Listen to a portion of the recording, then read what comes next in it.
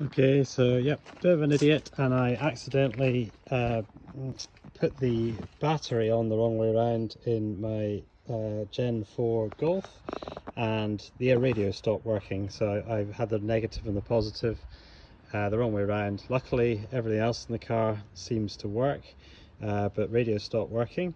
So first of all, checked the fuses, which are in behind here, and these ones were all okay.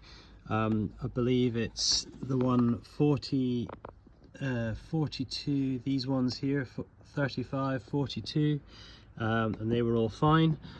So after that, scratching my head a bit, just got these tabs that you can get from Amazon, and they are the way that you get these radios in and out. They cost about £3.